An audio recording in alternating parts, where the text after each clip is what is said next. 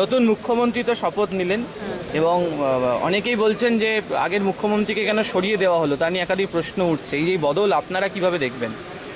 আমরা একটা নাবাও না বোনটা সবাই পায় ডিসিপ্লিন পার্টির একটা পার্ট। আমরা আমাদের দল যে সিদ্ধান্ত দেয়, দল সর্বোপরি দলের সিদ্ধান্তকে আমরা মাথা পেতে নিই। আমাদের কেন্দ্রীয় নেতৃত্ব, আমাদের অভিভাবক ভালো বুঝে আমাদেরকে সেই সিদ্ধান্ত দিয়েছেন।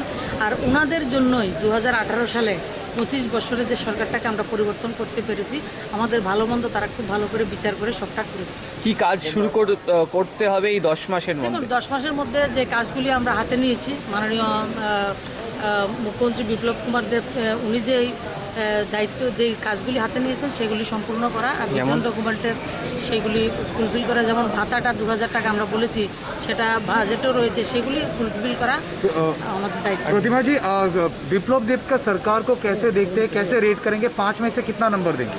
5 में मैं 5 देने के 5 में दूंगी।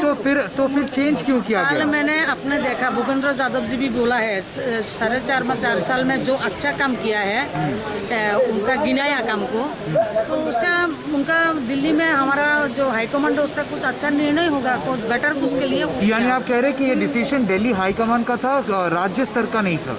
नहीं, वो हमारा हाईकमांड का हम सुनते हैं, हम लीडरशिप को मानते हैं, पार्टी को मानते हैं, पार्टी का पूरा पार्टी का निर्णय है वो। प्रतिमा जी विजुअल तो দেখছি, পজিটিভলি দেখছি। মানিকবাবু শুধু মানুষ ভালো না, অভিজ্ঞতাও হয়েছে ইতিমধ্যেই। আমাদের দলটা সবার দল, সবাই মিলেমিশে কাজ করে, এখানে কোনো আলাদা গ্রুপিজমের ব্যাপার নেই। ওনার যোগ্যতা সম্বন্ধেও কোনো প্রশ্ন নেই। যখন যে দায়িত্ব দেওয়া হয়েছে তিনি সেটা সঠিকভাবে পালন করেছেন। এর আগেও পার্টির মেম্বারশিপের ব্যাপারেও সাকসেসফুলি করেছেন। প্রেসিডেন্ট হিসেবে যতগুলো ইলেকশন হয়েছে সাকসেসফুলি উনি পার হয়েছেন। মাত্র ইদানিং সংসদে গেছেন, সেখানেও পারফর্ম শুরু করেছেন মাত্র। যাই হোক, এখন যে দায়িত্ব দেওয়া হয়েছে, উনি এবং আমাদের বিদায়ী মুখ্যমন্ত্রী বিপ্লববাবু এবং আমরা সবাই মিলে আগামী 23-এ আরও যাতে বেশি আসন নিয়ে, বেশি জনসমর্থন নিয়ে আমরা আসতে পারি, সেই লক্ষ্যেই আমাদের হাইকমান্ডও কাজ করে চলেছে। এবং সংগঠনকে মজবুত করার স্বার্থেই কালকে আপনারা দেখেছেন বিপ্লববাবু বলেছে যে আমাকে যদি পৃষ্ঠা প্রমুখের দায়িত্ব দেয় সেটা করতেও আমি রাজি আছি। এটার নামই বিজেপি। সেই জন্যই এই যে রাষ্ট্রহিতে কাজ, জনগণের স্বার্থে কাজ, সেটা আমরা জারি রাখবো এবং আশা করি মানিকবাবুর নেতৃত্বে বাকি সময়টা আমরা আরও ভালো সার্ভিস মানুষকে দিতে পারব। মন্ত্রিসভায় কোনো চেঞ্জেস আছে না, এখনও পর্যন্ত কোনো খবর নেই। তৈরি হবে এবং যে কর্মসূচিগুলো আমাদের হাতে রয়েছে সেগুলোকে ফুলফিল করাই হচ্ছে এখন আমাদের দায়িত্ব। কারণ আপনারা জানেন 2023 সালে নির্বাচন সামনে চলে এসেছে। যে ব্যাপারটা আছে সিদ্ধান্ত, আজকে আমরা ইউক্রেনের যুদ্ধের সময় আমরা দেখতে পাচ্ছি আমাদের প্রধানমন্ত্রী নরেন্দ্র মোদীর যে ভূমিকা, ওরা এইগুলি সব সিদ্ধান্ত নেন। সেই ক্ষেত্রে আমাদের পক্ষে এখান থেকে বসে থেকে ওদের মাথায় কী কাজ করছে, কেন ওইগুলো করছে, এখন রাজ্যের ইতিহাসে এটা দ্বিতীয়বার মুখ্যমন্ত্রী পরিবর্তন। পূর্বে যখন সেখানে প্রাক্তন মুখ্যমন্ত্রী বিপ্লব কুমার দেবজি, আমাদের দৃঢ় বিশ্বাস মুখ্যমন্ত্রী ডক্টর মানিক শাহের নেতৃত্বে যে কাজ শুরু হয়েছে 4 বছর ধরে, এটা আরো ভালোভাবে খুব তড়িৎ গতিতে হবে মানুষের সাথে। অনেকে রামপ্রসাদ পাল কালকে আমরা দেখতে পেলাম উনি ক্ষোভ দেখিয়েছেন যে উনি মুখ্যমন্ত্রী put you into a trouble? Well, all sides have been thought about by the central leadership when making this decision, I'm sure. Sir, আপনার কি মনে হয় সেই পদক্ষেপে দলে কোনো প্রভাব পড়তে পারে? 2023 ত্রিপুরা বিধানসভা নির্বাচন আর বেশি দিন বাকি নেই। দেখুন, দলের প্রভাব পড়বে কি পড়বে না, কেন্দ্র সব চিন্তা করেই পদক্ষেপ নিয়েছে না নতুন মুখ্যমন্ত্রী। ওয়েলকাম। মন্ত্রিসভা কবে নাগাদ গঠন হতে পারে? মুখ্যমন্ত্রী প্রেরোগেটিভ। নতুন মুখকে আমরা পেতে পারি মন্ত্রিসভায়? 100% মুখ্যমন্ত্রী প্রেরোগেটিভ। আচ্ছা, এবং যারা হাইকমান্ড এসেছেন দিল্লি থেকে ওনারা বলতে পারবেন। ক্ষোভ বিক্ষোভ কি আপনার মধ্যে রয়েছে মুখ্যমন্ত্রীকে নিয়ে? একদম। আমরা পার্টির সৈনিক। কষ্ট বিপ্লববাবু সরে যাওয়াতে, কিন্তু পার্টির সিদ্ধান্তের প্রতি কিন্তু আমরা। কি মনে হয় হঠাৎ এই সিদ্ধান্তটা কেন? লেট মি সে প্লিজ, পার্টির সিদ্ধান্তের প্রতি কিন্তু আমরা 100% আমরা মান্যতা দিই। হঠাৎ এই সিদ্ধান্তটা কেন হলো, মানে পার্টি এই সিদ্ধান্তটা কেন নিল, মুখ্যমন্ত্রীকে কেন পরিবর্তন করতে হলো 4 বছরের দিল্লি মধ্যে? থেকে 4 জন লিডার আছে, ওদেরকে জিজ্ঞেস করুন। প্রাক্তন মুখ্যমন্ত্রী তো আশা পূরণ করেছে, নতুন মুখ্যমন্ত্রী কি একইভাবে আশা পূরণ করবে বলে আশাবাদী? আসার কি কোনো শেষ আছে দিদিমণি? হ্যাঁ, আসার তো কোনো শেষ নাই, এন্ডিং নাই, চলবে চলবে চলতে থাকবে। দেশে নির্বাচনে কোনো প্রভাব ফেলবে না? না না না, আরে 50টা আসন নিয়ে বিজেপি ক্ষমতা আসবে, নাথিং টু বি ওরিড, ঠিক আছে?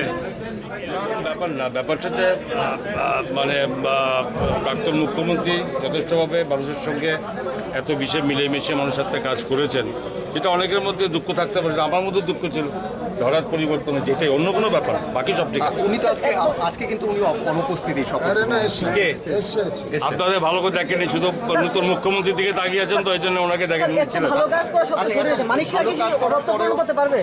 কেন পারবে না? ডক্টর মানিক সাহেব সারা জীবন এই পর্যন্ত মানুষের জীবন বাঁচিয়ে এসছেন বিভিন্ন রোগ থেকে, এখন আরো ভালো করে পারবেন, কারণ সরকারি ক্ষমতার সঙ্গে আছে নিশ্চিত। ভারতীয় জনতা পার্টি, whatever decision ভারতীয় জনতা party will take, we will abide by the decision of the party. Madam 23-এর আগে এই সিদ্ধান্তটা কি ঠিক হলো, মুখ্যমন্ত্রীর মুখ পরিবর্তন করা? দেখুন, আমাদের থেকে তাবড় যারা বড় নেতৃত্বরা রয়েছেন তাদের সিদ্ধান্ত রয়েছে, they are for the welfare of the state, সুতরাং অবশ্যই তারা আছেন আমাদের সাথে। এবং যখন আমরা সরকারে ছিলাম না, তখন যখন আমরা সেই সরকারকে পতন করতে পেরেছি, এবার আমরা সরকারে রয়েছি, বিধায়করা রয়েছে, প্রত্যেক বুথ প্রেসিডেন্ট রয়েছে, পৃষ্ঠা প্রমুখ রয়েছে, will win in the 2023 election. সত্যি মন থেকে খুশি? অবশ্যই কাউকে আপনি দেখেছেন আজকে অ্যাবসেন্ট থাকতে বা কাউকে চেয়ার ছুঁড়ে মারতে? না, সেটা আমি তো বলছি যে আবেগে চেয়ার ছুঁড়ে কেন্দ্রীয় নেতৃত্বের দিকে মারতে করতে পারে, এরকম সবাই ইমোশন ঠিক হয় না, সবার আউটবাস্ট একরকম হয় না। আপনি সবাইকে যদি এক পাল্লায় মাপতে চান সেটা হবে না, বাট আমরা সবাই একসাথে রয়েছে এবং আজকে সবাই এসছেন, কালকে যিনি চেয়ার ছুটেছিলেন আজকেও তিনি সেজে গুজে এসছেন, সুতরাং আমরা পার্টির পক্ষে রয়েছি। যেখানে যিনি ত্যাগ করতে পেরেছেন এত বড় যে, দেখুন, মুখ্যমন্ত্রীর চেয়ারের জন্য মানুষ লড়াই করেন, আমার মুখ্যমন্ত্রী, আমাদের যিনি মুখ্যমন্ত্রী ছিলেন, তিনি দলের স্বার্থে মুখ্যমন্ত্রী তো ত্যাগ করেছেন, এর চেয়ে বড় কিছু হতে পারে। কি মনে হয় এই সিদ্ধান্তটা কেন নিলেন, পদত্যাগটা কেন করলেন? সেটা আমার মনে করার বিষয় না, আমরা শুধু সিদ্ধান্তকে পালন করতে আমরা চেয়েছি, মনে করার কোনো বিষয় নেই। নেতৃত্ব, সর্বোচ্চ নেতৃত্ব যেটা ঠিক মনে করেছেন, আমরা সেই সিদ্ধান্ত মেনে চলবো। আগামী দিনও এর চেয়ে বড় বড় সিদ্ধান্ত আসতে পারে, আমরা মেনে নেব। কালকে অনেকটাই ভাবুক হয়ে পড়েছিলেন দিদি, চোখে জল দেখেছিলাম। আমি বলেছি আপনাকে, কারণ আমরা মাননীয় মুখ্যমন্ত্রী বিপ্লব কুমার দেব যিনি সভাপতি ছিলেন, তাকে নিয়ে আমরা 18 লড়াইটা করেছি এবং এই চেয়ারে ফ্রম ডে 1 এই গভর্নমেন্টের প্রথম দিন থেকে ওনাকে আমরা চেয়ারে দেখে এসেছি। সুতরাং আমরা ইমোশনালি আমি বলেছি যে we were emotionally attached with the honourable CM, because তিনি শুধু মুখ্যমন্ত্রী ছিলেন না, তিনি আমাদের দাদার মতো, মানে আমাদের ভাই, তাকে আমরা রাখি পরিয়েছি। কখনো দেখেছেন ত্রিপুরা রাজ্যের ইতিহাসে মুখ্যমন্ত্রীর আবাসনে রাখি পূর্ণিমা হতে? কখনো দেখেছেন সেখানে মুখ্যমন্ত্রীর আবাসনে রাখি পূর্ণিমা ভাইফোঁটা হয়? আমরা তার সাথে এভাবে ইমোশনালি অ্যাটাচ ছিলাম। তখন আমরা নিশ্চয়ই আমরা বলেছি যে আমাদের আবেগ আমাদেরকে কাঁদিয়েছে। আবার আমাদের দায়িত্ব বিধায়ক হিসেবে, পার্টির কার্যকর হিসেবে আমাদের দায়িত্ব দলের সিদ্ধান্ত মেনে নিয়ে কাজ করা। আজকে তাই আমরা প্রস্তুত, আমরা দলের সিদ্ধান্ত নিয়ে কাজ করব। কেন্দ্রীয় নেতৃত্বের এই সিদ্ধান্তে কোথাও কি রাজ্য বিরোধী যারা রয়েছেন তারা কি মাইলেজ পাবেন না হঠাৎ করে, যেহেতু মুখ্যমন্ত্রী? দেখুন, নাচানাচিতে সবাই করবে, সেটা রাজনৈতিক দলের রাজনৈতিক কার্যপদ্ধতি থাকবে, কার্যকলাপ থাকবে। বিরোধীরা কি বলবে এটা নিয়ে তো সরকারি দল চিন্তা করে না। বিরোধীরা নাচানাচি করবে, কিন্তু আমরা এতটাই শক্তিশালী, আমাদের এতগুলি বুথ, 3000-এর উপরে বুথ, আমাদের এমন কোথাও